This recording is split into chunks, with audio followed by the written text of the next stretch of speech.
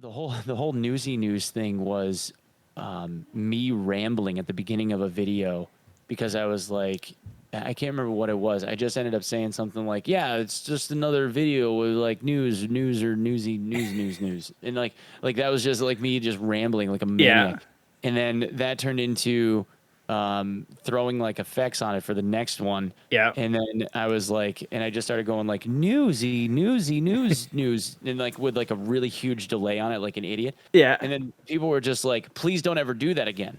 Is what somebody like people were responding like, don't ever like do that intro ever again. And I was like, well, now I'm gonna do it every time. Absolutely, yeah. Like now it's every time. Hey, she's a beauty.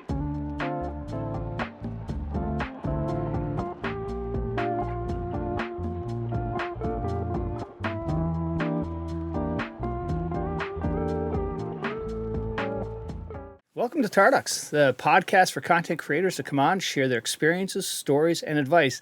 And today I'm super excited. We've been trying to set this one up for a while. I've got OnePeg. Welcome. Hi. Yeah, I'm here. Finally got time to figure it out, I guess. Yeah, between sicknesses and just life and whatnot. So we're here. In the way, yeah. I think we talked about doing this for 6 months. Yeah, at least. Yep, definitely. All right, so what we like to do to get things rolling here, we do 3 rapid questions to get the juices going. You ready? Sure. Favorite pro sport to see live? Basketball. All right. Now, you can have a beer with anyone in history to talk to. Who are you sitting with?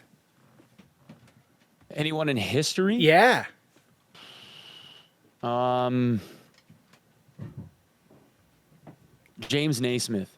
Oh, nice. All right. And the best concert you've ever seen?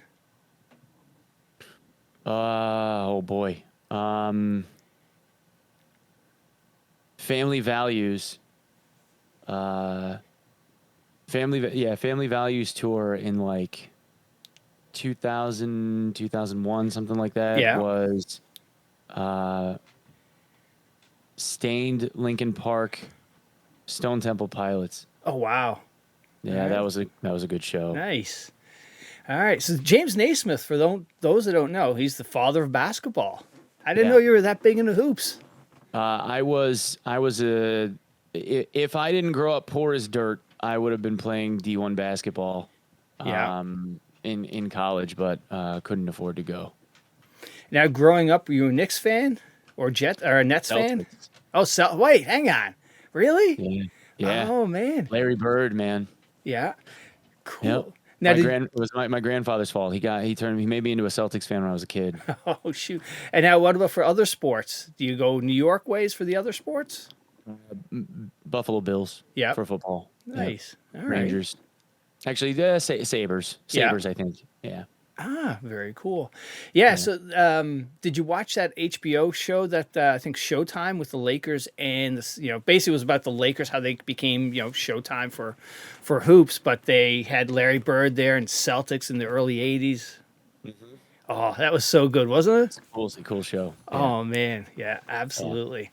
Yeah, I grew up watching those guys. Yeah. When I was a kid, I was super into basketball. When I was 12, I think I was 12. I was in like 6th grade. Was when the first Dream Team played in the Olympics. Yeah.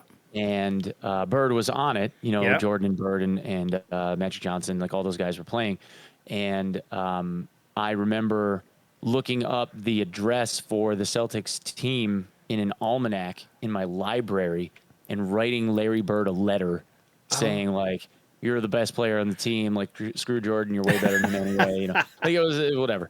And because I was such a fan of his when I was a kid, and he sent me back an autographed picture. Shut up. Like handwritten in Sharpie, sent me back an autographed picture. I showed it to my grandfather. It was like his proudest moment ever. Oh, no way. I framed it. Yeah, it was cool. That's pretty special, man. Holy crap. Yeah.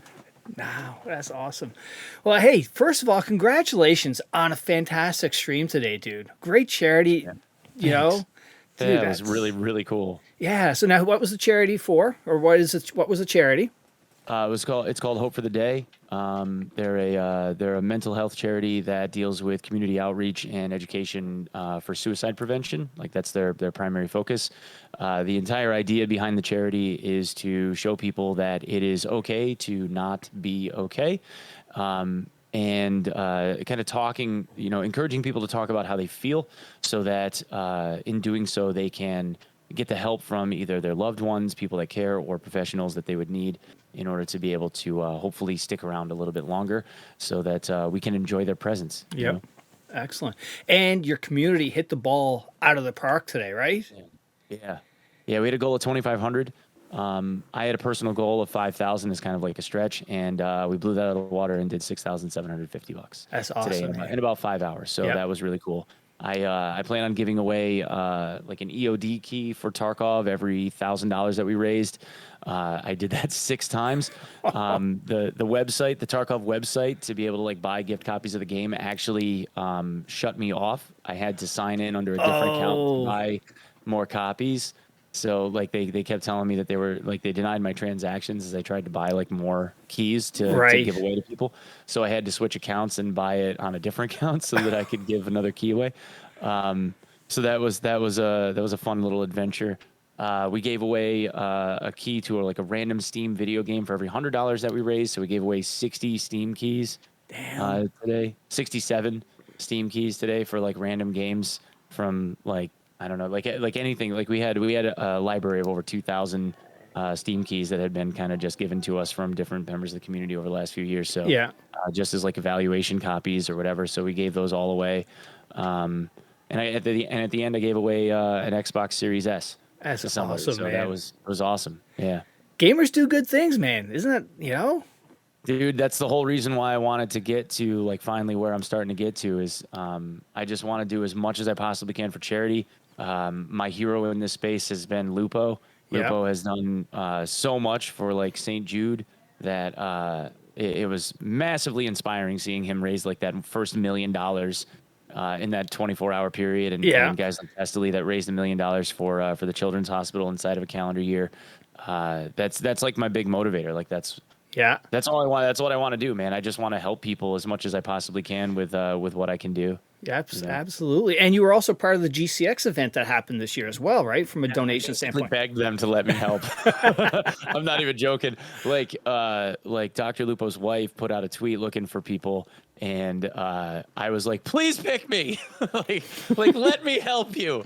So they said they had an opening, and it was like graveyard shift. It started like, I don't know, we got 3-hour blocks, and it was like the 3 a.m. to 6 a.m. block or something.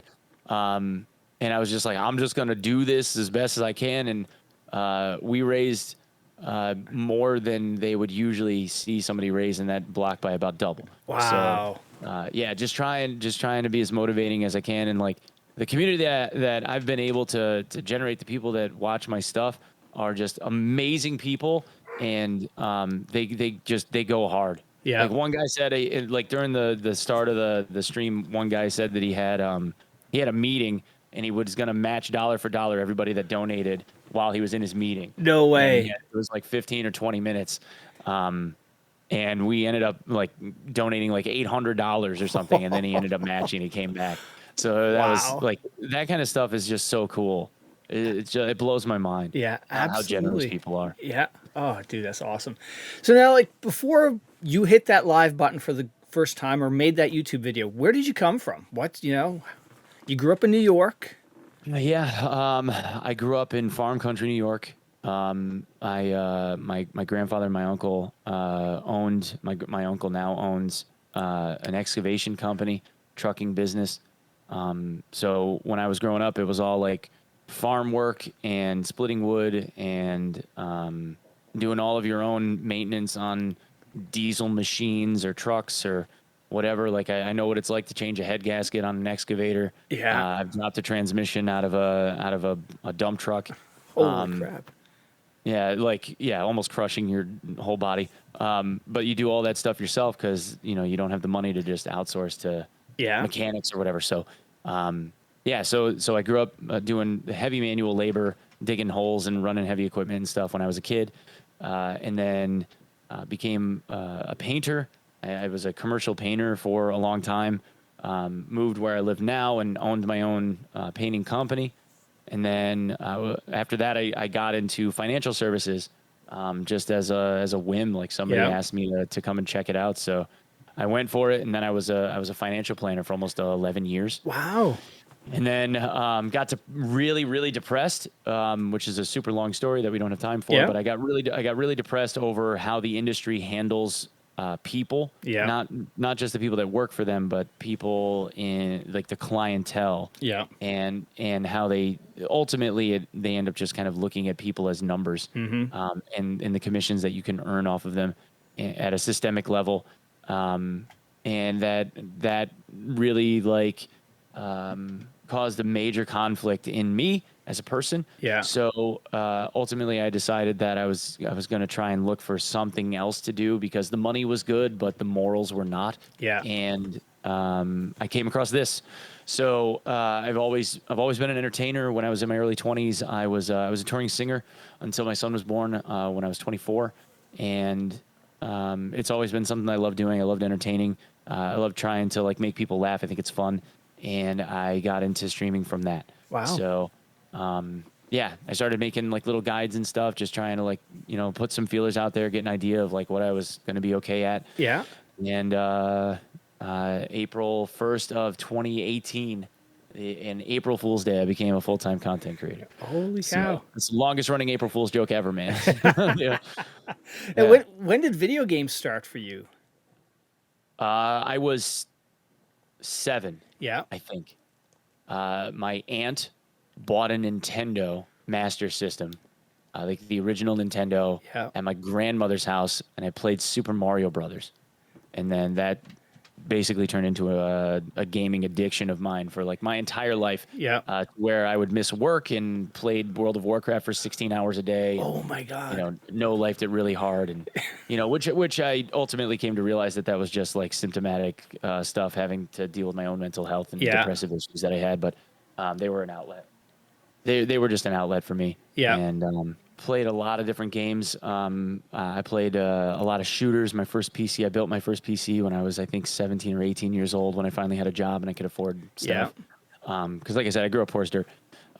So from there, it was CS 1.6, and then I was one of like the earliest CS 1.6 pros when I was like 18, 19 years old. Yeah. Playing in the Cal League, strangely enough. A girl I was dating at the time, like one of her like brother's best friends that he was in high school with ran the Cyber Athlete League, like out of his house in upstate New York. So like it was just weird. And so I played CS 1.6 for a couple of years, and I was a CS 1.6 pro, and then decided to get away from that. Played a lot of EverQuest. Yeah. Like OG EverQuest. I was a necromancer in OG EverQuest, running like planes of power and stuff, like just crazy stuff there. And then played Anarchy Online, like no life the hell out of that. And then World of Warcraft came out. And I have characters in WoW that have years of playtime. I was at one point during Wrath of the Lich King, I was in the top 5 Death Knights in the world. Holy crap. Yeah, so like I was like hard, but like back then, there was no streaming for a living. Right. There was no content creation living. I think back then, that was, I don't even know when Wrath was. Wrath was 12 years ago. Yeah. Something like that. I mean, it was a long time. So, like YouTube wasn't even a thing back then. Like Justin TV wasn't a thing yet. So, there was no money to be made. It was just like ranking systems and seeing like Ulduar, like I've seen Ulduar incomplete with like walls missing, and like watching the devs like literally tweak boss mechanics on the fly as we were doing like closed testing. Oh my God. With this Guild Death and Taxes that I was in way back when. Holy crap. So it was just, it was a surreal experience. So like, there's been some cool stuff that has happened in gaming. Oh, and I have probably 10 or 12,000 hours in Dota. Holy crap. Back from the Warcraft 3 days. Yeah. So, I was like, all the guys that started Riot, like Pendragon, the dude that started Riot, all of my like close friends were offered like stock holding in Riot when Riot was like brandy new. Yeah. And Valve turned them away when they started League. Yeah, so that was a whole experience. Wow. Actually, what's really funny, that little chime, I don't know if you heard it, but that little chime was one of my buddies who decided to become a pharmacist, and he just logged into WoW. He decided he was going to become a pharmacist instead of playing Dota. Yeah. And realizes like years later, if he had gone to Riot instead, when Pendragon started Riot, he probably would be a bajillionaire right now. Oh my God. So it's just That's funny. wild. Yeah. Yeah. And now over the years, what is like, what is your, if you could give yourself 1 or 2 top games, what one sticks out? What 1 or 2 games stick out? The Witcher 3. Yeah. Amazing game. I mean, I'd be lying if I didn't say Tarkov. Yep. That was a game changer for me. I mean, like I have a career built around being able to, like, do stuff with that game. Yeah. So that was cool. Starting to branch out in other things now. Yeah. Which has been really, really fun. That's good. And now, I'm just trying to think if there's anything else, like any other like game that was like, the games that I've spent the most time playing, like WoW, I probably would never go back to again. Yeah. Just because the time requirement wouldn't work. Trying to think if there's anything else. Any good story games that stick out other than Witcher 3? The original Crash Bandicoot. Okay. One of the only games I ever 100%ed. Yeah. Nice. Now, the last the most recent God of War game. Yep. I 100%ed that game. And the Final Fantasy VII remake. Oh, okay. Were like amazing. Yeah. And I'm a Dark Souls junkie, so like all of the Dark Souls games. Although I've never played Bloodborne, and I kind of want to do that. Well, in this lull of Tarkov, right? Yeah. Yeah. Yeah, I suppose. Anything you're looking forward to coming out? Next Friday, Dark and Darker playtest. I actually have info about that game that I'm getting edited up for people on YouTube because I know things about the playtest for next Friday that nobody else knows yet. Oh wow! So I got exclusive info. Nice. Yeah, so that was cool. Those devs are awesome. I am looking forward to see what DMZ looks like for COD. Yeah. Although I'm not holding my breath. Nope. Not after Battlefield, their version of Tarkov. No, and I even had like NDA access. Like I had media from them that was like watermarked with my name on it and stuff. Yeah. So that I couldn't share until after they lifted the embargo. But even then, it didn't look like it was going to be all that great. Yeah. And I played it, and it was fun for a day. Yeah. And after that, it wasn't all that fun anymore. No. I'm kind of looking forward to playing Warhammer Darktide. Because Darktide, I played the beta test, and that was really fun. Yeah. Games like that seem like they're always way more fun when you're playing with friends, though. Absolutely. So there's that. And I'm trying to think if there was. There's day one. So the day one New World servers are kind of cool, but I don't know if I'm going to really know life it as much. Yeah. Although there is something coming that I can't talk about because they haven't announced it yet. But there's something very, very cool that's going to be happening inside of the next 3 to 4 weeks, or I'm sorry, 3 to 4 days. Oh wow! That's going to be getting announced by the New World folks. That's going to be. It's gonna be cool. Yeah. Oh, awesome. Yeah, and there's gonna be some good stuff like Twitch related that happens too. So that should be very cool. Cool. Very cool. And now, did you start with YouTube making clips, or was Twitch your first venture into the first thing that I creation? ever did content creation wise, and insofar as it pertains to like my I guess professional track or whatever is I made a series of YouTube guides. My first video ever was a guide on how to hatchet run customs for money. Yeah. For 750,000 rubles an hour. Nice. That was my first like video ever. Yeah. And it was awful. It was 44 minutes long. Oh my God. Yeah, it was like the guide, like here's all the steps. And then it was like, here's all the steps for the guide. And then I did like 3 like mock runs, like back to back to show people like that it wasn't BS. Yeah. Just overkill. Yeah. Yeah, but from there, I tried to up the production quality, and then I started doing like this Tarkov for Dummies series where I was teaching people like the basics of the game and like, you know, how they should act, like ways to approach stuff. And it was like, you know, it took me like 40 hours of video capture and editing work. Like, and I would release like one a week, and that was like really overproduced. But the response was good. So that's kind of like how I got started. And then I started streaming on Twitch. And that was a little bit touch and go for the first, like, I don't know, 4 or 5 months. I couldn't dedicate as much time to it because I was still, you know, living, you know, driving 30,000 miles a year in a car and going to see clients and everything. But eventually it got to the point where I was like, okay, so I can actually like get more serious about this. And, you know, the viewership started going up. Nice. And now, did you have any editing background, like in high school or anything like that? Or this was your first? Oh, nice. I knew how to use audio software. Yeah. So some of that was relatively intuitive when it came to video editing stuff because a lot of the controls and the nomenclature and stuff was the same. But everything that I've learned how to do when it comes to editing anything, or like how it's supposed to flow, or like how to do like good cuts and like that kind of stuff. Yeah. The musical dynamism kind of piece, like some of my videos, like they'll get musically scored, and I, you know, you fade in, you know, certain things for like audio dynamics. And, that kind of stuff was a little bit more familiar, but all of the video editing was like watching YouTube videos and being like, kind of get an idea, like, oh, I want to make this effect happen. How do I make that work? Yeah. And then going to YouTube and trying to like find it because you didn't know what the word was. You know? Yeah. Absolutely. And now, when did you make that, you know, what made you go live on Twitch? What was the reasoning or thought behind that?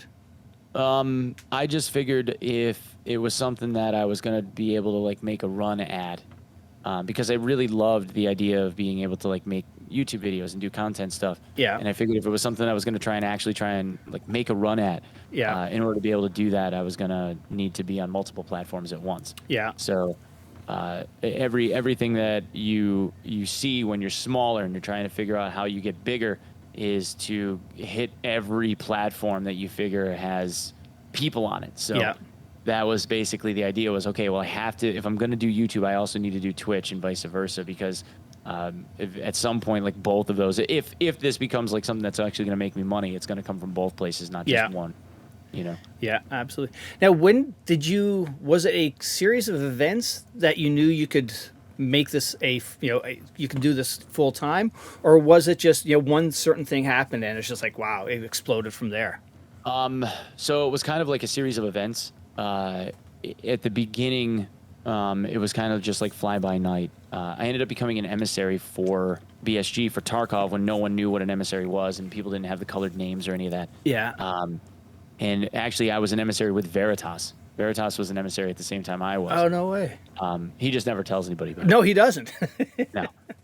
So he ended up stepping away from it before I did, because he didn't like the guys that we were interacting with didn't seem like they were keen on listening to feedback. Yeah. So around the time that I decided that I wasn't going to be an emissary anymore was when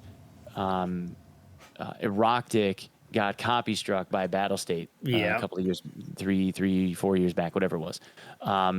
So at that time, I hadn't had a huge YouTube following. I had, I don't know, 2,500, 3,000 subscribers, something like that. Yeah. And I ended up making a video about how BSG copy struck Erotik, and as a content creator, I didn't feel like that was a good thing. Yeah. And I had to make a choice. Either I was going to be on the company side of things, or I was going to be on the content creator side of things. And I decided I was a content creator first. Yeah. And I said, for that reason, I'm stepping away. That article ended up in Polygon. Oh, no way. That video got referenced in Polygon in relation to Erotik and his copy strikes. So they did an article about Erotik and the copyright strikes, and then ended up quoting me because I said something about how, like, you know, yesterday BSG was an indie game company that was making a really cool shooter, and today they're the indie game company that copyright struck a content creator 37 times. So from there, it garnered a bunch of attention, and I started getting a bit more in terms of viewership. I took that and just kind of kept making like little editorial content or whatever. Right. Nothing crazy, but I got the attention of Kiings. Yeah. Because I ended up breaking his balls about something. I don't even know what. So he was like, you want to come play with me one day? And I'm like, yeah, yeah, you mean it? Yeah, sure. Let's do that. And I remember I got up at 4:30 in the morning. We talked the night before. Yeah. Because there was a clip of him and Batty going at each other and taking donos to kill each other for like $20 a pop. And I thought that was hilarious. And he was like, yeah, so you can take some donations, you can kill me, whatever. I'll make it $50, to kill you, and you can make it $25 to kill me. Okay, cool. So I made this alert that was like the finish him sound effect from Mortal Kombat, and like this animated like big X that came in and was like finish him and like this big boom and shit. So every time somebody donated $25, there was like this big dynamic like animated thing. And then I shot Kiings in the head. During the course of that stream, I made like $250 just in tips to kill Kiings. And then I was like, this actually makes real money. Okay, maybe I should start keeping track of like what I make and how much. Yeah. So I did that and basically told myself, okay, well, keep going at this, use it as side money, if you make beer and pizza money, whatever. Yeah. But if it starts becoming real cash, because people were like, when are you going to become a full-time content creator? Like I kept getting asked the question. Yeah. And I was like, okay, look, like, I got kids, I got a wife, I got bills to pay. I'm not like a 23-year-old guy, like living in a studio apartment that doesn't really need much. Like I got to actually make like, real cash. So, I said, look, I need to earn like about $4,000 a month in order for me to get to break even so that I could continue to do this. Yeah. So what I did is I kept a ledger in a bullet journal. I actually have the notebook sitting right over there. Yeah. I kept a ledger in a bullet journal that was a daily amount of money earned based on like tips and subs and stuff. Rolling 7-day, rolling 30-day, and rolling 90-day average. Yeah. To see like what kind of money was I earning and if there were spikes in it or not. So I did that, and I told myself if through the course of keeping track on that ledger, I was able to pay my bills from the math of it all, just from what I got in revenue, if I was able to pay my bills from that revenue by itself for 3 months straight, then I would quit my job. Yeah. And that's when I went full-time on April 1st. Wow. So that happened at the just about at the beginning of 2018. Yeah. Was when that started. So it took me a little over a year to get to the point where I was generating enough in income in order to be able to become like a full-time content creator. And then since then, obviously, like things have grown and I've been able to earn a little bit more. So I've got better computers and mixers and better microphones and dressed up the stream room a little bit. I'm actually getting rid of that couch. I'm going to get a new one. So doing charity streams and everything else. So like we're in the thriving and like trying to grow the thing like more phase as opposed to like subsisting. So that's been really, really cool. That's awesome. Yeah. So I had no idea that erotic video was your first jump into the birth of Newsy News and everything else. Yeah, so like that's kind of like where it got started. The whole Newsy News thing was me rambling at the beginning of a video because I was like, I can't remember what it was. I just ended up saying something like, yeah, it's just another video with like news or newsy news. And like that was just like me just rambling like a maniac. Yeah. And then that turned into throwing like effects on it for the next one. Yeah. And then I was like, and I just started going like newsy news, and like with like a really huge delay on it, like an idiot. Yeah. And then people were just like, please don't ever do that again. Is what somebody like people were responding like, don't ever like do that intro ever again. And I was like, well, now I'm going to do it every time. Absolutely, yeah. Like now it's every time. So, and then people would like rag on like the music that I did for the intro. So originally I used like a stock music track from YouTube, like from their audio library. And then at one point, someone ended up owning something that was in the royalty-free library and started copyright claiming everything that had that music on it. Oh my god! So I was like, well, like screw that. I'm never letting that happen again. So I just wrote my own thing, like sat right here with an Akai Key 25 and just was like, doom, doom, doom, like, and just like, and it was like, all right, well, that took me 5 minutes. Like that's good enough. Like we'll just use that. And then people were like, what is that intro music? It sounds depressing as shit. Don't ever use that again. I'm like, well, no, it's going to be in every video. Absolutely. So that's where like the whole Newsy News thing came from that. Like just that like series of events of people like trying to rag on me. And be like, well, I'm going to put it right in your face. Like, I'm never not doing that again. And that is so you, right? From right then all the way through. You know what? Somebody's going to take it. You're not gonna tell me what I can and can't do. Like Absolutely. I'm literally going to do the opposite. Like screw you, dude. Oh, that's awesome. And now, that first time or those first few times you went, you streamed live and you had strangers come in. Nothing really prepares you for that, right?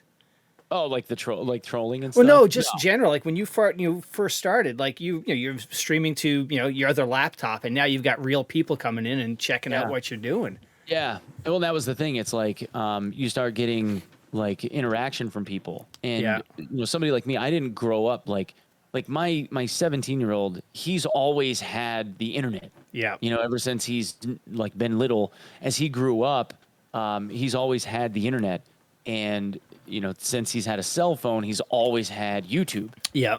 And there's always been troll comments, and there's always been that interaction. Yeah. In my case, I didn't have any of that until I was 19 or 20 years old. Yeah. So getting used to like how people act online was a different experience, you know, especially when it comes to like on the content creator side of things. Unless like your brand is to just be abrasive, you have to be a little bit more gracious in most cases, because people troll to get that response out of you, and then when you give them that like abrasive, brash response, then they're like, oh, see, now I just got under your skin. Yeah. Right. So you have to like navigating that has always been a trick. Yeah. Right. And when it came to like my early career, I was much more like, oh, this guy's trying to get my goat, I'm just going to get him. Like, there's no way he's going to burn me. I'm going to burn him worse. And then it started looking combative and like pushy. And I started looking back on like, all right, well, how do people perceive me? And it started looking like I was being like just belligerent. Yeah. So over the last like year and a half or so, I made like a very concerted effort to get away from that and try to be much more like inviting. And I'm not a pushover, but at the same time, like if you're going to voice your opinion, as long as you're not being like, a completely like in your face, like douche. Yeah. I'll for the most part, like let people say what they're going to say. And I try not to beat them over the head for having an opinion that differs from somebody else. Right. And if they end up being abrasive, they might get like a timeout for a little while, or they might get a 24-hour ban or something. But I always say like, they could have just had a bad day. Like they can come back tomorrow. You know what I mean? Like everybody deserves a second chance. And that has been much more beneficial than, the alternative, which was like, oh, I'm just going to roast this guy. Right. Yeah. Because then it starts looking like mental gymnastics, and you got people that are like, all right, well, ding, ding. And they're like getting ready to like get in there and see what they can pull off. And it gets exhausting. Yeah. So it started making me dislike it. And now that things are a lot more on like the wholesome end of the spectrum, I have people coming up to me being like, you're like, when I was at TwitchCon, somebody came up and shook my hand and was like, you're one of the most wholesome content creators I've ever seen or come across. Yeah. And I was like, holy crap, that means it's working. We did it. Like that was like the moment. Like that was everything for me. Like that's all I've wanted. Like since this whole like shift, that's what I've wanted to have people like look at me like. Yeah. Because that's how I am like, at home. It's just the internet tries to turn you into something that you're not in a lot of cases. Absolutely. And I started looking at it like, I'm just letting all these motherfuckers get to me. Like that ain't, I don't want to be that guy. Yeah. So now I just take people that are going to be like over the top trollsy, and I'm like, you know what, dude, like clearly you have something going on with your life that makes it so that you need to act like this toward other people, even if it's an anonymous deal. So whatever it is that you got going on, I hope your life improves. Yeah. And if they keep kind of beating away at it, then I just, we mute them or we block them or we get rid of them. You know what I mean? But I'm not going to stoop and be like, all right, well, yeah, you're insulting me and you're trying to say that I'm a shit dad to my kids and like just all this shit that's trying to like get my goat. Like, I'm not letting you do that. It's just words. Like, you're not going to beat me. You know what I mean? Yeah. And same, like, you're midstream arguing with somebody, new people coming into chat see this, like, I don't want to be here for that. You look argumentative. You know what I mean? Exactly. It's not fun. And people are coming there for the opposite in most cases. Like they're trying to get away from, the dramatic, argumentative, stuff. So yeah, absolutely. And now, since you first, went live, what's been sort of the toughest things to deal with and to adjust? I have no work-life balance. Yep. Plain and simple. It's 8 p.m. and I'm doing this. Yeah. Last night at 8 p.m. I was having a 2-hour-long conversation with the lead dev for Dark and Darker. Yeah. You know, there was the ARG for Tarkov, and I'm sitting on Discords like trying to figure that out and like knocking out videos for that stuff. And you know, in one case, you know, sometimes there's 2-3 videos a day on top of streaming for 6-8 hours. Yeah. So, you know, a 12-hour day for me is normal. And when I'm not doing that, you know, I'm looking into new games or new opportunities, or I'm answering emails, or I'm setting up, you know, doing email related contract negotiation for sponsors. I have more work this month that I have to do in the next 5 or 6 days that I have ever had. Wow. Which is a good problem to have. Yeah. But at the same time, like I don't see my kids, you know? Yeah. Like I have an 11-year-old, and I have to sometimes remind myself that I have an 11-year-old. Yeah. You know, because I don't really see her. My 17-year-old, he's self-sufficient. He gets in the car, he drives somewhere. Like Dad, I'm going to Walmart with my girlfriend. All right, see you later. You know, my 11-year-old, my toddler, like I'm still trying to like, you know, be around. Yeah. And you know, sometimes I get a couple of hours. Like, you know, I'm talking to you instead of doing like normal bedtime ritual stuff. It's okay if it's once in a great while. Like I almost never miss bedtime. Yeah. You know, and we've been trying to schedule this forever. But yeah, work-life balance is non-existent. Now, do you think it's because you have a passion for this that it's you've just thinking about 100%, you're enjoying it, and this is what you're enjoying to do? A lot, man. There's a lot there. There's a passion for it. I genuinely love what I do. I've never worked harder at something in my entire life, and I've never enjoyed working at something this hard in my entire life. I've had a lot of gigs. I've owned businesses. I've been self-employed for the majority of my adult life. Never have I been so far into wanting to be very successful at something as this. Yeah. At the same time, there's a fear component to it where if you stop, you're going to lose your audience. Right. People aren't going to come back. You're gonna fail. Yeah. You know, deadlines to meet, that kind of stuff. Yeah. Yeah. You start to feel obligated to be in a certain place for a certain amount of time, as often as you can. Yeah. Which is detrimental. You know, it's actually really bad for your mental health status.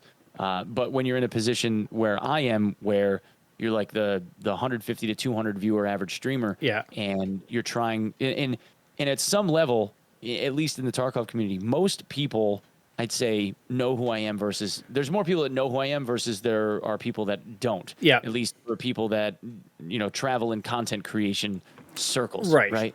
There's a lot of people that know me. Yeah. I don't think I'm famous, but I'm there, right? Yeah. Like people know who I am. I've been around a long time. Yeah. Compared to most other people in the community, I've been around a long time. Yeah. So there's a lot of familiarity there. I think I have a lot of respect from a lot of people. But all of that goes away. Like you always worry that it's going to dissipate. Yeah. You know, and then there's the component of like, not just the fear component of it, but also that desire to be bigger than what you are. Yeah. So no matter where you sit, I can be a 200 concurrent viewer streamer, and somebody that's got 40 or 50 concurrent viewers is going to look at that like that is magic. Yep.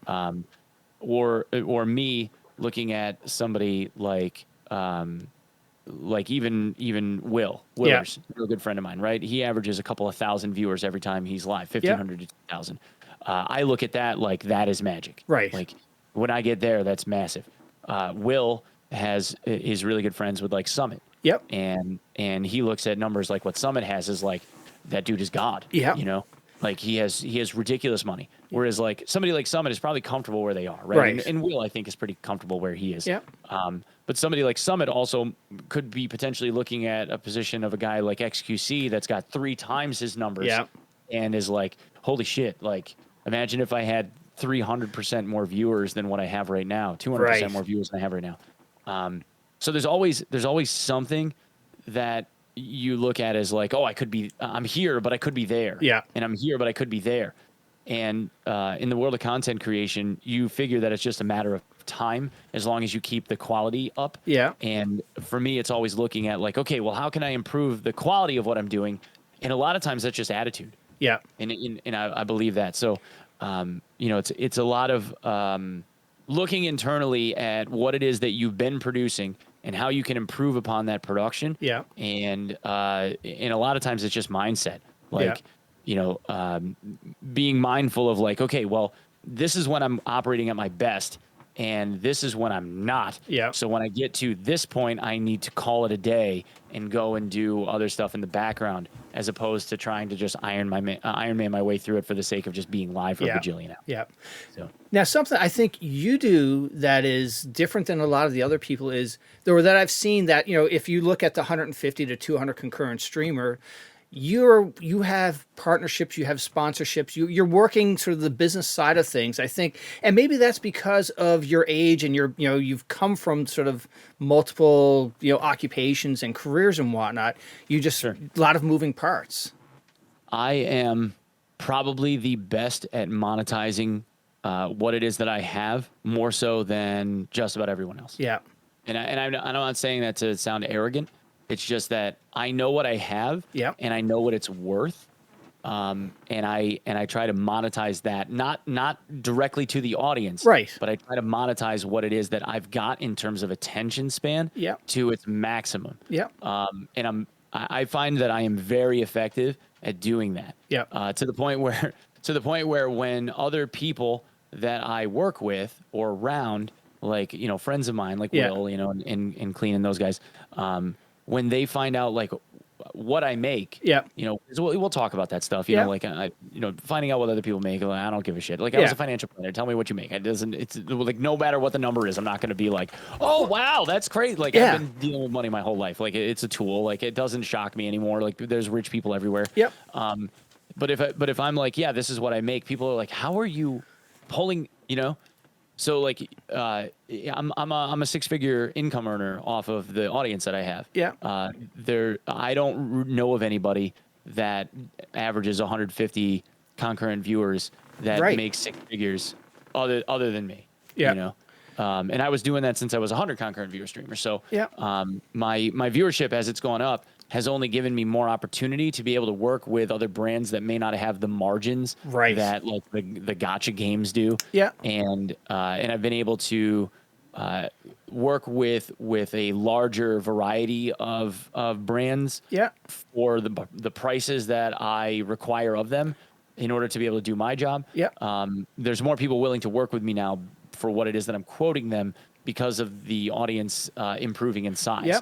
And I'm looking at it like, okay, well, now I'm almost at capacity for like what it is that I can generate in a month for like sponsorship stuff, to where now that I'm operating at just almost at capacity, like a couple more, and I'm probably going to be there. Now I'm to the point where it's like, okay, well, if I'm going to be operating at capacity now in the course of a month, then I'm going to start raising how much I cost. And then, then we're good. Right. And I think that's something that, other people who are just focused on streaming Twitch, trying to be full-time content creators and just focusing on Twitch and maybe the energy drinks referrals and whatnot. I think that's people should look at you and take that and and learn from that. Yeah, so I don't do affiliate deals anymore. I took my last one, which is with these guys with Gamer Advantage, only because I have a really good relationship with the guys at Advanced, and they asked me to talk to them, so I took the deal. But in both of those cases, I don't only work for the commission. I won't take like a straight affiliate deal anymore. The last pure affiliate deal that I took was with 64 Audio. But that's only because I absolutely love the brand and I wanted to work with them, and I wrote them an email asking if I could work with them, which is the majority of the stuff that I end up getting is like, I love audio stuff. If Alan and Heath was working with content creators, I would be up their ass like, I love you guys. Can I please, what do you need me to buy from you so that I can end up on your website? Like I would like break my back like trying to get their attention. So that's what I did with 64. But I always say I caution people against working those pure affiliate arrangements because they're extremely one-sided. They'll onboard anyone. You just have to sell shit. And if you're gonna just sell stuff and like peddle wares for a commission, you're just a salesperson. And eventually, like, you could take on 5 different affiliate arrangements, and by the 5th one, your whole audience is going to be jaded over it. Right. You know, there's no point. You have to have a reason why it is that you like working with people. Yeah. I work with Advanced because I tried all the drink powders, and Advanced was the one that I liked the most, Yeah. and they were the ones that were rated like the quote unquote healthiest for you, and they had the least caffeine. Yeah. So I went, okay. And the guy that dealt with partnerships was really cool. So I wrote him an email, and he was like a bartender at the time. The guy that was like working on partnerships, like he was just grinding. And he was like, yeah, man, you know, like if you want to come on board, like this is what we can offer you. We can do this. We can do this. And I was like, all right, yeah, let's try it out. And since then, him and I have developed a great relationship. And he ended up becoming like the head of partnerships afterward, you know, because he did such a good job. Yeah. And I've had a relationship with those guys for years, but they were like in a, you know, an affiliate arrangement that I started up. Yeah. But Nice. I would caution people against doing that as like a pure deal. What I've come to realize is that if a company wants to work with you, it's because the product that you offer the marketplace is good. Yeah. You have good presence. You know, you fit their brand well. Whatever. If you want to work with somebody, you just reach out to them. If they don't answer you, they're not interested. Yeah. Right. When you get to be a 500 concurrent viewer streamer, people will be beating your door down trying to get in the door so that you will work with them, and they're going to try and nickel and dime the shit out of you. Yeah. In the process of becoming the 500 concurrent viewer streamer, you have to realize somewhere in between that you are worth money. Yeah. And try to be able to like tell yourself so that you can tell other people that you are valuable. Yeah. In a dollars and cents perspective, and not be afraid to tell people like this is what I'm worth. Right. Because if they say no, that's fine. All I do is I say, okay, look, because perfect example, I had a major brand, huge, like household name in the world of personal computing. Yeah. Okay. They're everywhere. They offered me the ability to be sponsored by them. Yeah. It was for $120 in equipment and a 0.05 cents per click on a referral link. Yeah. That was all they offered. And I said, and in exchange, I had to wear their headphones. Oh. I had to use their keyboards. I had to be like full team. Yeah. And I was like, $120 doesn't buy enough equipment for me to be able to justify that. And my in-ear monitors cost $2,000. Your headsets are worth $120. Yeah. There's no fucking way. and they said, okay, well, if we don't have you wear the headset, would you be willing to put a camera on the keyboard? And I said, I'm not going to modify the way that my stream feeds are set up for $120 worth of equipment and a 5/100ths of a cent per click. And they said, okay, yeah, this probably won't work then. And I said, I just don't think I am big enough for it to make sense for you yet. Yep. That's it. Yeah. And those are the only words you have to say. Because if you put it on yourself, then it doesn't make it sound like the brand's a piece of shit. Okay. Right. It just means that like I am not large enough for you guys to want to market me the way that I feel like I am valuable. Yeah. Right. And that's all you have to do. Because eventually people will, and that's what you need to look for. Yeah. Right. At the same time, like just build yourself on every platform that you possibly can. Yeah. Make TikToks, make YouTube videos. People say that they're going to, and then they stop. I've heard that many times. Yeah, absolutely. Yeah, they stop. Yeah. Having that business mindset and knowing your value is huge. Mm-hmm. Yep, absolutely.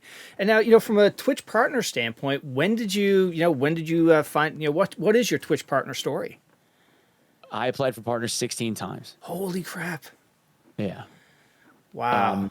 On application number 12, when I wrote the application to them, I said, this is my 12th time applying for partner. How about you guys just get past all the stuff and just deny my application so that I can get on to application number 13 in a month? And I had Gibbons on a while ago, and he's saying he just got fed up with the robotic replies. There was just, it was cold. And then he finally just went off on him. It's like, you know what, this is it. And next thing you know, he got his partnership. Yeah. So yeah, I just kind of I just kept kind of going through the motions, and figured at some point they'll say yes, and eventually they said yes. Yeah. But I was also mindful about it. Like I wanted the check mark just so that I could feel like I had the check It's an mark. achievement. Yeah. Yeah, the achievement. But at the same time, it's like, okay, that doesn't mean shit. Right. Because it doesn't mean a damn thing. Nope. You could be an affiliate that makes 3 times the amount of money that I do. You don't need the check mark. Yeah. You get all the same shit that all the other people get. Yeah. The partners get corralled into like this thing where people think it's, like you're reaching the pinnacle of the Yeah, I mountain. can Like, sit back now. like, I'm dude, good. you are at the base of the mountain when you get there. Yeah. Like when you get a partner check mark, there's a little bit of hype about it. Like once you hit it, but then you got to figure out what you're doing afterward. Yeah. Like you just started. It doesn't even, it's nothing. Right. It really isn't. Like it's like you said, it's an achievement. Yep. But you still got to get up the next day and you got to go and stream. Yeah. And after the hype is over, you got to figure out like the thing that makes you viable for other people to want to watch still, because there are a lot of partners that don't average 75 viewers anymore. Yeah. Yeah. And once you get once you said you've got that partner, okay, now you're getting 75 viewers, you're not going to be able to sustain a living off of that. You've got to have other places of revenue to pull from. Yeah, absolutely. Yeah, if you're only doing it on Twitch and Twitch alone by itself, you're making a huge mistake, in my opinion. Yeah. You need to diversify all of the content. You're leaving money on the table, is what you're doing. Yeah. You can. It's not an easy thing. It's a time consuming thing. But the way that it worked for me when I was getting going was tips and bits and stuff were a third. Yeah. YouTube was a third. And the money that I got directly from Twitch from subs was a third. And that's how it was all broke out. So all that stuff, yeah, you have to diversify it, because if I had only stuck to Twitch and just like hours and hours and hours every day, I would have been killing myself. Yeah. I never would have been able to take any breathers. When I'm video editing, I don't have to be on the camera, but I'm still productive. Yep. And that kind of stuff, when you put things out on YouTube and people go and watch them, that stuff just sits there. Yep. Right. Like, yeah, you're going to get a big ad rev spike when you first post a video.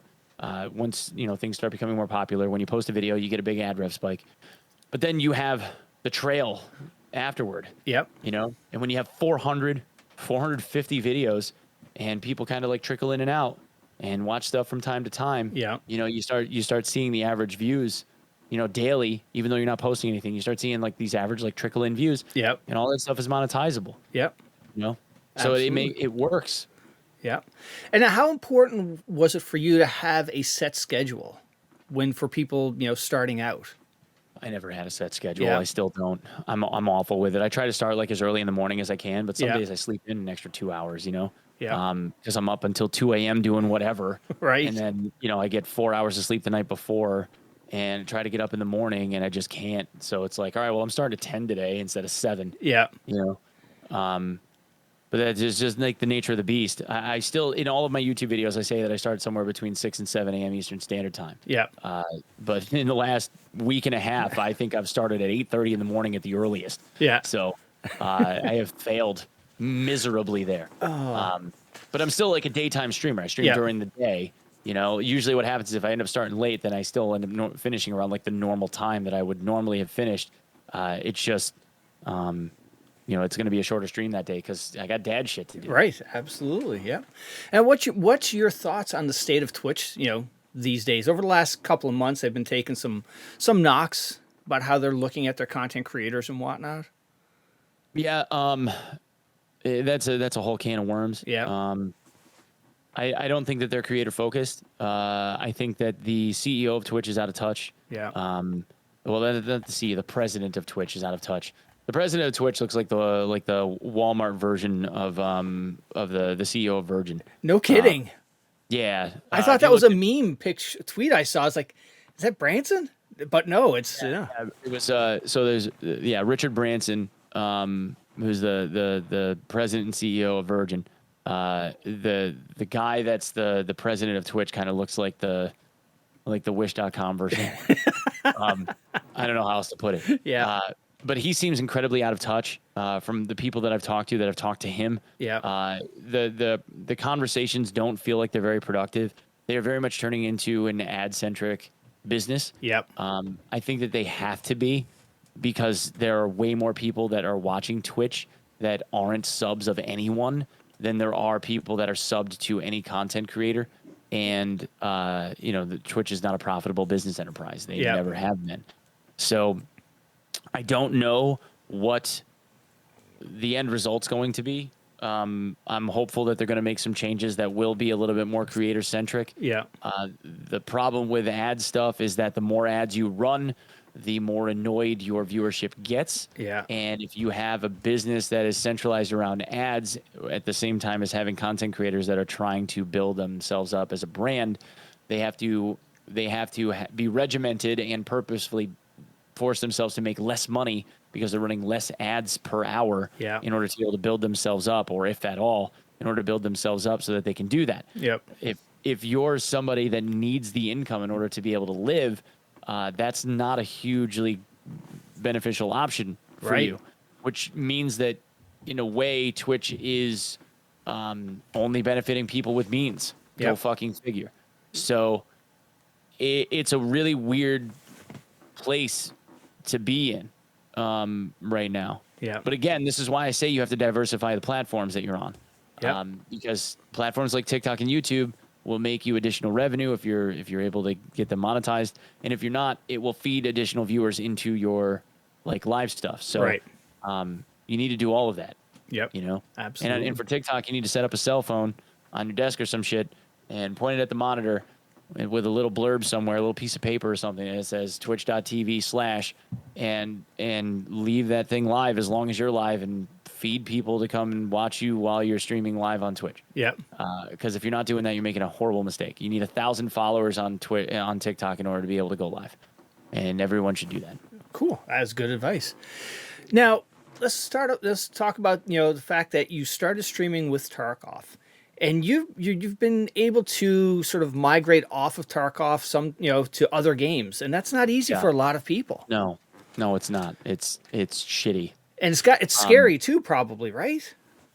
Yeah, it's very scary because you have your main game, like what I'm known in the Tarkov community. That's the game. If I leave Tarkov, I'm gonna have less viewers. Yep. That's just about everybody. If you leave Tarkov, you're going to have less viewers. That's just how it is. Everyone suffers from that. It's like trying to tear off a Band-Aid. So you can tear it off slow or you can tear it off fast. In changing to playing a different game or trying to play a variety of games, it is much more on the content creator than it is on the content on the game that you're playing. So that's why people, I think, get really worried about it, because it's going to be dependent on whether or not you as a content creator are entertaining enough to maintain your audience. Yeah. And most people aren't. Most people are known for being very good at one particular game. Yeah. And unless they end up developing a massive audience in the course of playing that one particular game that they're known for being very good at, they are going to hemorrhage viewers like no tomorrow. Yeah. Because when they go to play the next game, they're not good anymore. Yeah. And that's the issue. So the people that have been able to kind of transcend that are the people that I consider to be the most entertaining. Yep. And that's really it. You look at a guy like Sequisha. Yeah, he's good at video games, but the guy has a comedic cadence like nobody I've ever seen. Like he gets the jokes, and he's got punchlines, and he's just funny. Yeah, absolutely. I love watching his stuff. Yeah. I've always loved watching his stuff. He's just damn good at what he does. He's funnier than hell. Yeah. And that's why no matter what game he plays, he's going to have a few thousand people watching him. Yeah. Because he's just good. Absolutely. Sacreil is another one. Yeah, exactly. So, and Sacreil too. Sacreil, I think, is the most marketable person on the entire platform, in my opinion. And I am honored to say that he is my friend. Yeah. Because I think he's a genuine article. He's one of the nicest people I've ever known. I could write that dude a message on Twitter right now and ask him a question about anything. Yeah. And he would respond to me and give me an honest opinion. He's even helped me out in a couple of instances where he didn't have to, and he offered up some help and with some things, and like just a good guy. Yeah. And I ended up meeting him randomly because he watched a video that I made about Tarkov. Oh, shoot. And I stopped into his stream one afternoon, just randomly. Yeah. And he said, "Hey, OnePeg, I know that name. I just watched that video about the footstep sounds that you made, and I was telling Chad about it like 5 minutes ago." And I was like, "Wait, you what?" And that was it, man. And like ever since then, like him and I have been pretty cool. Yeah. Like he's just a good dude. And now, like I get to call him a friend, which is weird because I bought Tarkov because I watched one of his streams and said, what the hell is this game? Shit. Like, the whole reason why I'm a content creator is because I watched one of his streams. Oh my God. That's and so now funny. we're friends. Yeah. Like it's so weird. But yeah. Well, and that's another thing I think you do well is that word network is cringy sometimes, but your group of friends that you play with, you've been able to successfully come off Tarkov, go New World, go other games with your friends, and I'm sure that makes it easier too. Yeah, somewhat. And like in a way, like playing New World for the time that I played New World, it was because I wanted to play the game. And at the same time, I wanted the ability to be able to play with, like people that were competent. Yeah. And one of the things with content creation, when you watch other content creators, you can tell whether or not people are competent. Yeah. It's almost like a passive way to like try out other people, and just see if anybody's any good at something. Yeah. So a lot of reasons why content creators tend to play with other content creators, not only because they get the business of it and not talking over other people and like see who like jives well, but it's also in a way it's also like, all right, you're good at this type of game. So if I play this type of game, I'm going to ask you to play with me because I want to play with somebody that's relatively proficient at this type of game. Yeah. So with playing games with guys like Grims and Sacreil and Anthony, playing New World with those guys was a blast because we could just get into a group and go steamroll people. Yeah. Because everybody was good at the role that they played. It was a lot of fun playing with those guys. Yeah. And since then, I've been able to have them become friends of mine. Yeah. Because since all that happened, so every once in a while we'll get together and we'll just play something different. And I'm the smallest viewer streamer out of all of them by a 10x plus because Anthony's a massive streamer, Sacreil's a massive streamer, Grims is a massive streamer. Yeah. But they still play with me. Yeah. So that's what I good. mean? So like it's cool. And like a lot of times when I play with those guys, I don't even bother going live because I don't want it to look like a clout chase. Right. So because I genuinely just like playing video games with them. Yeah. They're like gaming buddies. Right. So I don't want to be looked at as somebody that's like trying to like use their viewership to my own personal benefit. I would rather be just somebody that enjoys playing video games with them, because I'm going to get mine at some point. Like I don't need to be leeching viewers off of people. Like I'll just let my own content speak for itself. Yeah. And now you say you're now comfortable though changing up games, not relying on Tarkov at this point, or you still really gotta. It's kind of like it's still there, man. I'm not gonna lie. Like there's a reason why I go back and I play Tarkov a lot. I mean, I like the game. Don't get me wrong. I love playing the game. The community interaction is the thing that kind of keeps me engaged in it, though. Yeah. If I'm being honest. But when it comes to Tarkov, I go back and I play it because my average viewership is still usually like a bit higher when I play that game instead of others. Yeah. That's kind of it. So I'll go and play other games, but for the most part, playing Tarkov is kind of like is kind of it. Now I'll go and play like a game like Mortal Online with Clean or something. Yeah. But usually the games that I end up playing are like Tarkov adjacent. Yep. So they have the same type of risk mechanics. They have the same type of sense of loss. There's that feeling of like, oh shit, like where's the adrenaline rush? Right. If I go play The Sims, no one's gonna give a fuck. Right. Absolutely. No one's coming to watch me play The Sims. No. I don't even want to play The Sims. Sims is fucking boring. but no offense to Sims streamers. Okay? Right. I met Yes. some, like, There we go. Sims streamers at TwitchCon. You guys were awesome. All right. I'm sorry. But yeah, like I need to play stuff that fits me and fits the audience that I've generated. So if I play a game, it's gonna be something similar. Yeah. In risk style mechanics or something to what Tarkov has garnered. Yeah. Because that's what's fun. Mm-hmm. Survival games or otherwise. Yeah. So if it's DayZ, then cool. If it's if it's Darktide, when Darktide comes out, there's not really a sense of loss there, but it's Marauders maybe or something like that. Yeah, like DMZ that comes out for Tarkov, or for COD. Yeah. Because everybody's going to be curious.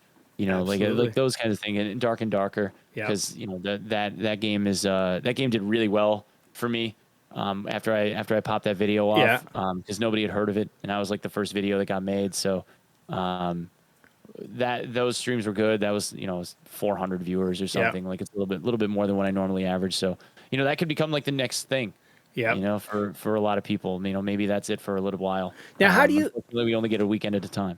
Now, how do you pick games? Do you get a roadmap of what games are coming out, and he's like, all right, that one might fit into, or it's just wait Nope. and see. I just if a game captivates me, I'm gonna tell people about it. Yeah. If I think a game is cool, I'm gonna tell people. If I think a game is shit, I'm gonna say this game was not good for me and this is why. I don't try and say like the game is bad or the game isn't good enough or this game is shit or I'm not gonna do that because it tries to make it sound like I'm making decisions for other people and what other people should be doing with their money. I refuse to do that. I'm not going to tell somebody whether or not it's worth their $60 because I don't know what their life is like. I don't know what $60 means to them. Right. Yeah. $60 could be gas money back and forth to college for a month. $60 could be nothing. Yeah. So I'm not going to make that judgment call for them, but I will tell them whether or not it's fun for me. Yeah. If it's worth my $30, right? Yeah. I always tell people they should make their own judgment calls, but I will talk about the things that I don't like and the things that don't feel right for me or the things that I felt weird about. Yeah. And I'll put it in a context of like, this is what I think was wrong with the game for myself and what I thought was funny or what I liked a lot. Yeah. And if you're like me, maybe you'll like it. Right. Yeah. But I always tell people like, other people might disagree with me and that's okay. Maybe you guys have loved it. Yeah. And that's cool. If you guys love it, you should find enjoyment in whatever you find enjoyment in. Pursue that shit. Yeah. Have your fun by all means. Yep. And now, when it comes to Tarkov, what is OnePeg's State of Tarkov right now? We're in a sort of a weird spot. I think the devs are behind. Yeah. I think the devs are reeling from the whole like invasion of Ukraine shit that's been going on in and around their country. I don't believe they're going to talk about it. Nope. They're clearly working, or people in the studio are working. There's, Nikita's radio silent on Twitter. The hacker stuff is hacker stuff. I mean, it's as bad as it's ever been, if not worse, in my opinion. I think that they are relatively inept with dealing with the overarching issue, like the larger scale hacking organizations that you could potentially be able to do something more directly about. Yeah. I think that there are avenues that they've chosen not to take because they don't want outside involvement, and that's fine, whatever. Yeah. I mean, that's their prerogative, but it isn't going to stop people complaining about it. The netcode and sounds and all the stuff that people have been complaining about forever is still very problematic. They're a very, very slow operating dev team, but I think that they are trying to get it right. Yeah. Mechanically, Tarkov, in my opinion, is like a C. In terms of like netcode mechanics and that kind of stuff. Yeah. Animations, gunplay, and environments, especially, are like an A. Yeah. In their environmental detail, their level designers are amazing. The people that develop the models for the guns, like Kiba, is like S+ god tier. You can't pay that guy enough money. He's amazing at his job. But on the netcode side of things, it's hurting. Yep.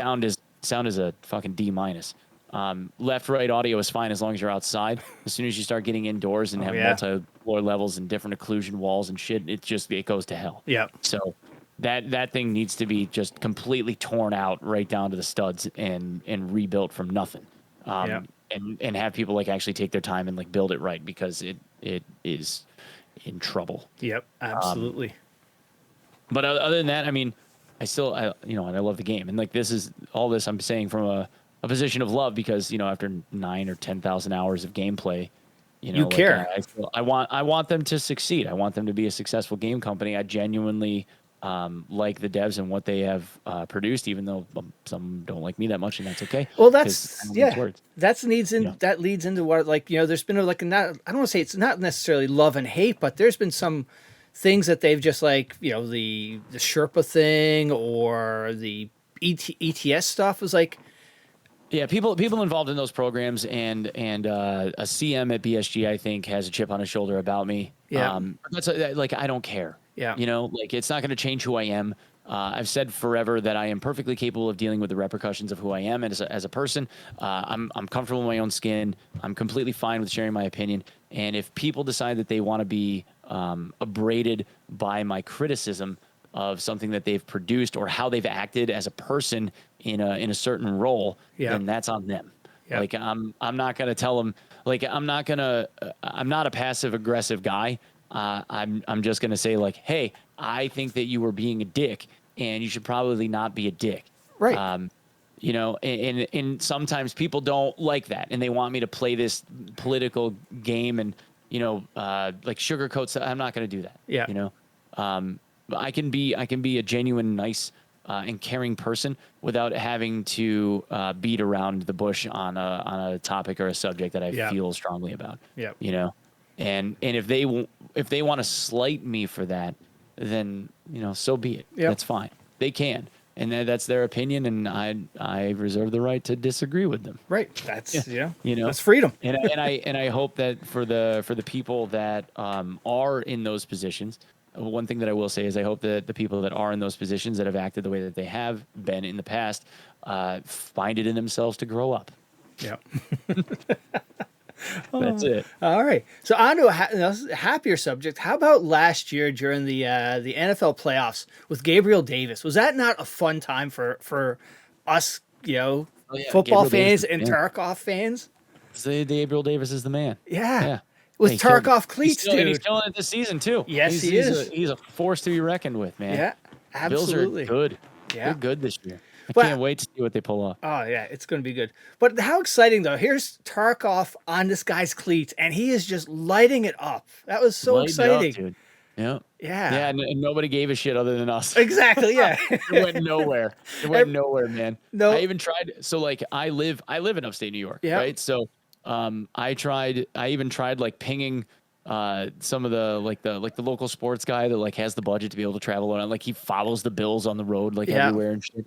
I even tried pinging him. I used to play basketball with him in the gym. Yeah. You know, so like he knows who I am. I even tried pinging him about it. I'm like, yo, I'm like, did you see the cleats? Like, it's about a video game. Like that's kind of cool, isn't it? Like that's not even a news story. Like No. they don't give a shit. No. Like that's not cool. Like who cares, dude? Yeah. Like, all right, so a bunch of nerds and he likes to nerd with Exactly. nerds. You know, like what? Like okay, so he's another football player that likes video games. Like literally all of them do. Like Right. they're all gamers now. Like get over it. you know? Yeah.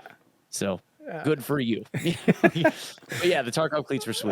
Yeah, They were I sweet. just, I can imagine everybody who plays Tarkov and, watches football was slowing that down and try to zoom in and try to catch a glimpse. Like, is that really, he's really wearing Yeah, those where's the cleats? high Yeah. def cleat? Yeah, Yeah, exactly. exactly. Yep. I thought that was funny.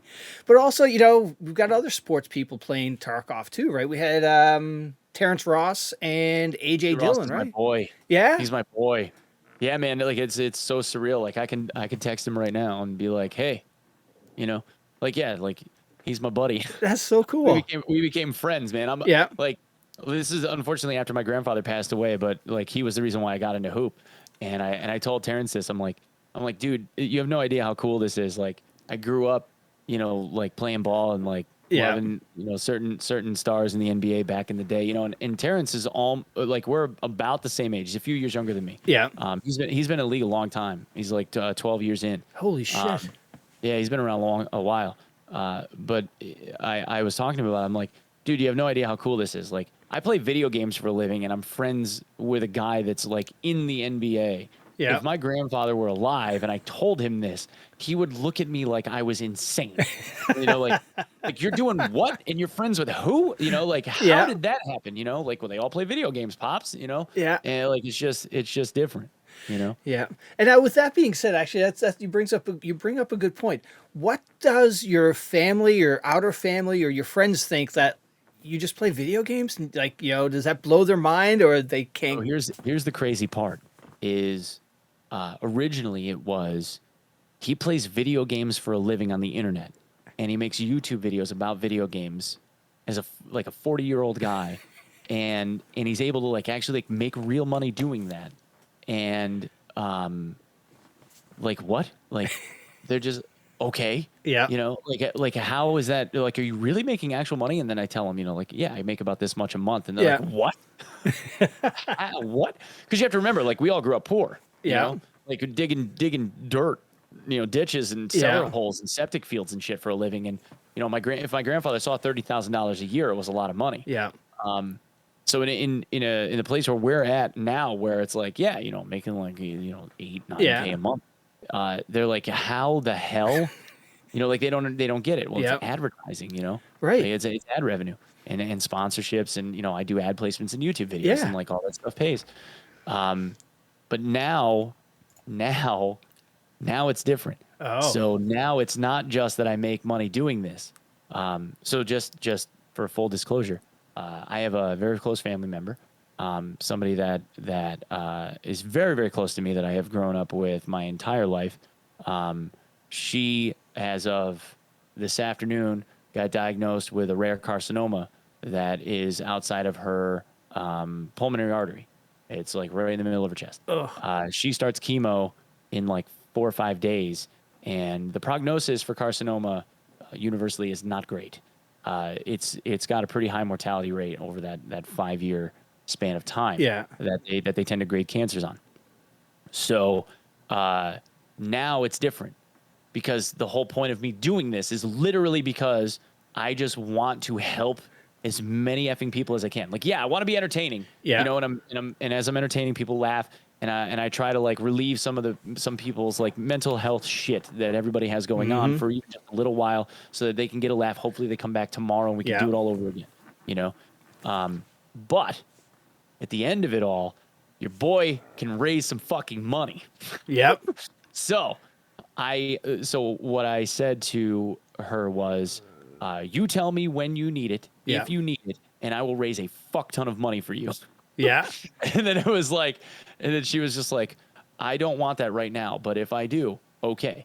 Right. Yeah. So now it's not just like I'm the guy that like plays games and does stuff, yucky stuff, and like makes videos on YouTube about whatever. Now I'm the guy that can make shit happen. Yep. And that's where I want to be. I want to be like, I'm the dude that helped another streamer from a random interaction. We raised $5,000 in a morning so that he could get surgery because he had an oral facial tumor, cancerous tumor that he needed desperately removed. Yeah. We were able to help him afford the ability to do that. Yeah. You know? So like that's where I want to be. I just want to be able to help whoever I can. Yeah. So now there's like this whole mindset shift in my family where it's like, oh damn, like he's got a following now, and he's doing a lot of good for people. Right. So like through this vehicle, I've been able to like develop, move into this whole other like I'm doing good for like a lot of people space.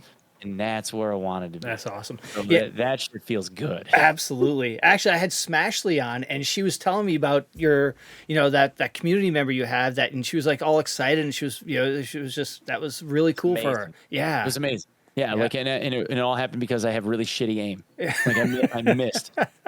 I didn't end him. Like when I tried to end him, I missed. And that turned into finding out all this stuff about what he had going on. And then we just raised a shit ton of money for him in like 3 hours. Awesome. It was so cool. Yeah. And now, one thing you just hit on was, mental health. It's got to be so tough for content creators. And I've had a whole bunch of them on, and since jumping into the space, you see a lot of discussion on Twitch about it. And it's scary because you take what you do, some people, what they're doing 10, 20, 12 hours a day, 5 days, 6 days a week, they're in that space all by themselves and just talking. There's no human interaction. It's got to have an effect on you. It does. Yeah, it absolutely does. You need human interaction. Yeah. Or at least be able to go outside. I always tell people you need to take mental health walks. Yeah. Put on some shoes, grab your phone or whatever, put in some earbuds and just take a walk for 10 minutes. Yeah. You would be amazed at how well that improves your mood. Yeah, absolutely. Just getting outside and walking for 10 minutes, it does a lot. Yeah. But yeah, we all need people to talk to and share our lives with and be able to be social. I don't think we were ever meant to be alone. So, you need that. You need that. I mean, there's countless studies that say, people live longer, happier lives by significantly more if they have other people around them that they're close to, that they care about. That's the thing that keeps us going. Yeah, but the scary part is like the people trying to do this grind, they're afraid to leave their stream because they're going to lose viewer count and things like that. And it's just you gotta be really conscious about that. Yeah, you do. And I say the same shit. I mean, I went away to Cape Cod with my family and I lost 30% of my viewership in the week that I was gone. So then I went to TwitchCon. Yeah. You know what I mean? So like it happens. Yeah. And but at the same time, at the same time, I look at it like you're putting the viewership through a sieve. You know, the True. people that weren't meant to be there just don't come back. Yeah. You know, so the ones that do, the ones that are coming back, the ones that are sitting there watching you, or watching you on your phone, or listening to you in the car when they're driving or whatever it is, those are the people that are there because they want to be there and they find you entertaining. Yeah. Not because you're like the flavor of the week or the flavor of the month. Right. Those guys are like the diehards, and you want an entire audience of diehards if you can get them. Yeah.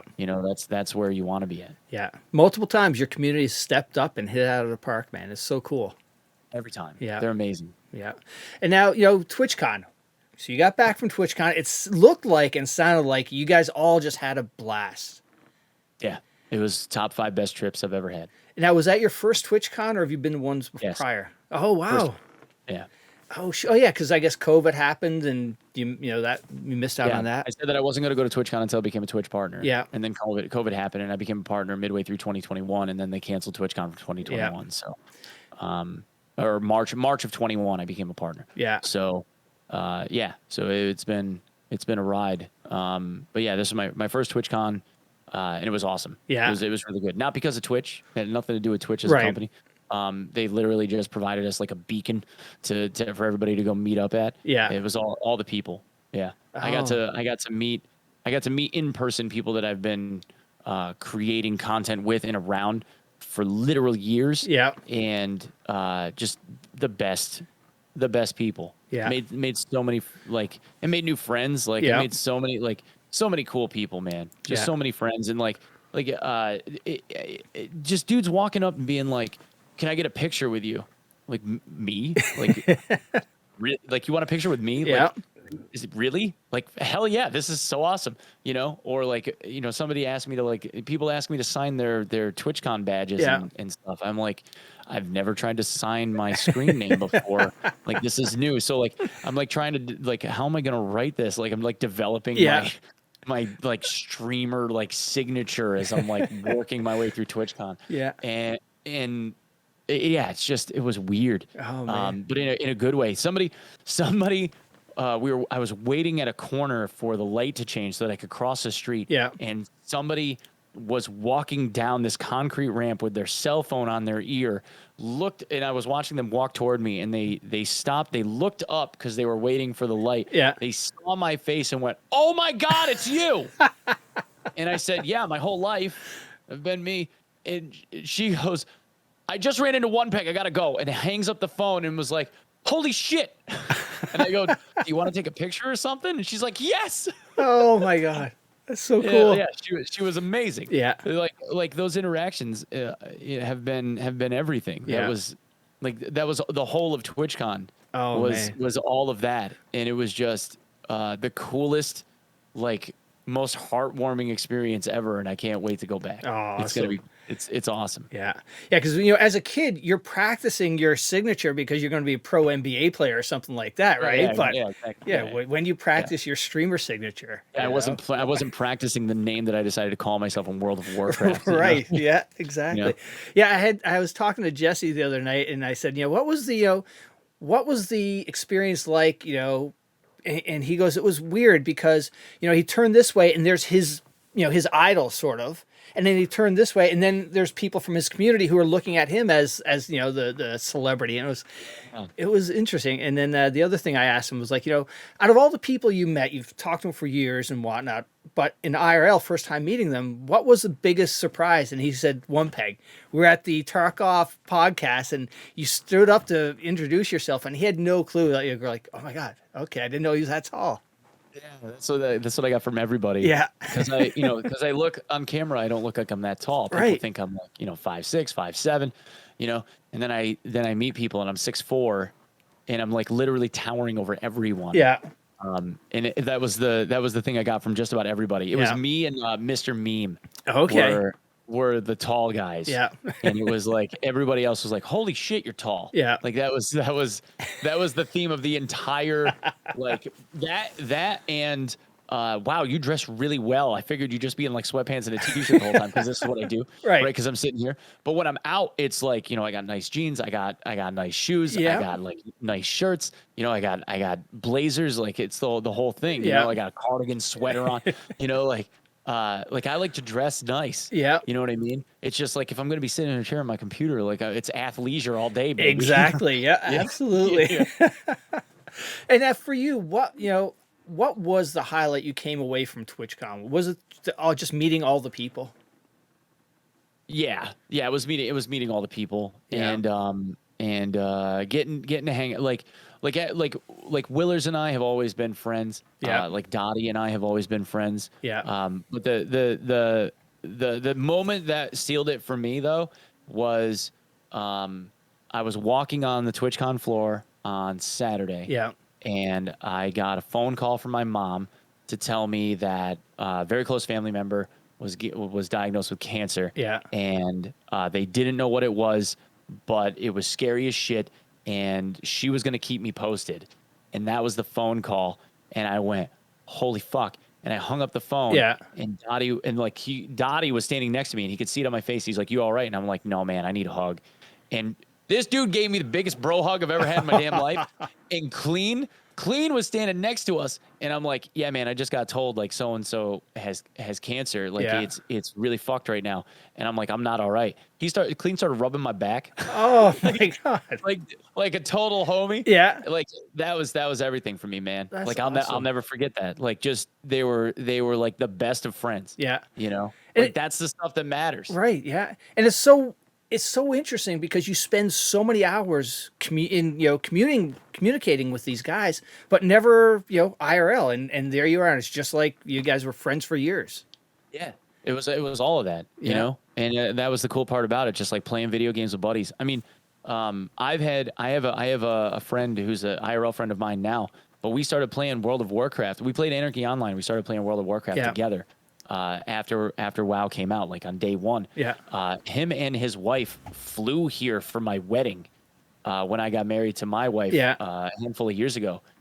They flew all the way out here just to like be, and I had never like known him. I knew him in person for a weekend because we went to Philly one weekend and like hung out for a weekend. Yeah. But I hadn't seen him in years, and him and his wife flew all the way out for the wedding.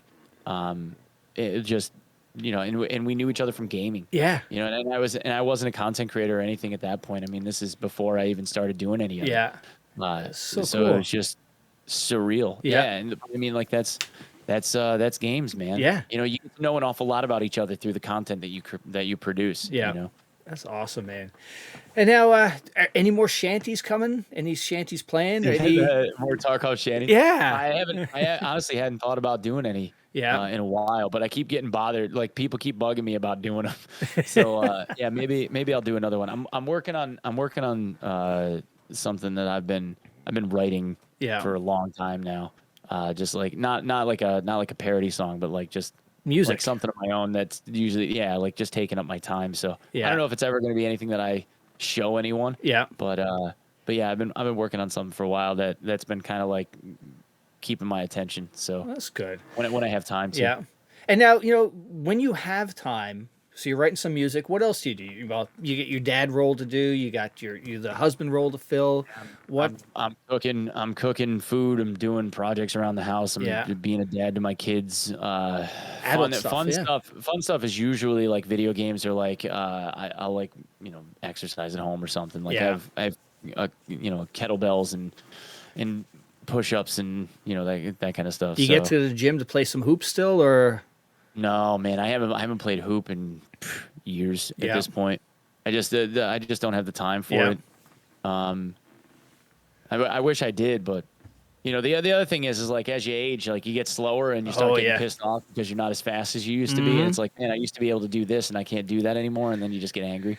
Yeah. Oh, I hear you. Back in college, I played, volleyball. I had a 40-inch vertical jump, and now I can, I get like 10 inches maybe of a jump, and my knees are ready to explode. It's just, it's old sucks. For me, it's my left shoulder. It started going out on me a couple of years ago. So, getting old sucks. Absolutely. Yeah, dude, it's a pain in the ass. Yeah.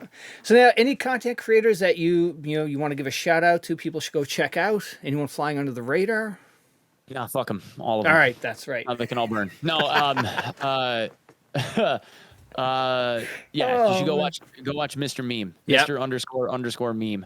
All right. He's a 6'3" Adonis of a man, and he makes good content. Awesome. I like his stuff. He's good. All right. And he's self-proclaimed like best Lucio ever in Overwatch. Who else? Who else have I been? Oh, and go watch Dotty. Okay. Man. Yep. Dotty's Everybody awesome. should go watch Dotty. Yeah. If you're listening, if you can hear the sound of my voice this late into this podcast and you're not going to watch Dotty, there's something wrong with you. Go watch my man. All right. He deserves your eyeballs. And he's one of the most wholesome, like giving people I've ever known in my damn life. And he deserves your attention. You should go and support the guy. He deserves it. Absolutely. Yeah. When he was on the pod, I had no idea. Him and Ash friggin' They used to be in the same band. right. And then Yeah, they I didn't know that split, either. and then I saw Ash at the airport. I met him and I split a car because Yeah. we rode on the same plane to San Diego. Yeah. And he was telling me the story, and I had no idea. yeah, it's crazy. And did you And know? what's weird is like Dotty wants to keep playing music, and Ash is like done with it. Yeah, exactly. Yeah. It's so weird, so strange. And now, did you know Kiings was a hip hop signed singer? Yeah, Kiings was signed to a major as a hip hop yeah. artist. Yeah. Yeah, he was on. He played some he's good shit. too. He was good. Holy cow! Yeah, another good Really? guy, man. I love Kiings. Yeah, Kiings is a talented dude. Yeah. I was never signed to a major. I toured around as a singer. Yeah. Just like as an indie band, like living in a van. Yeah. But Wow. But yeah, those were experiences, man. We had a blast. Played with a lot of like huge fucking bands. Yeah. Oh, man. Dude, I shared stages with Anthrax and Pantera and shit. No way. Yeah, dude, crazy. Wow. Shit. Yeah, played with Anthrax. Played with 311. Played with a band called Head PE. They're like a SoCal band. Like rap rock. A whole bunch. Shooty's Groove was another one that was like they were kind of like a one-hit wonder, but they should have been way more than what they were. Oh man. Yeah, just played with Nonpoint and Seven Dust. Yeah. Just damn. Crazy, man. Yeah. Good time. What got me hooked into Anthrax was when they partnered up with Public Enemy and did the Bring the Noise. That was way cool. back. Yeah, absolutely. Yep. Well, dude, you survived the podcast. Thank you so much for doing this. Before you leave, I got to ask you to call out somebody who should come on and be a good guest who has a good story.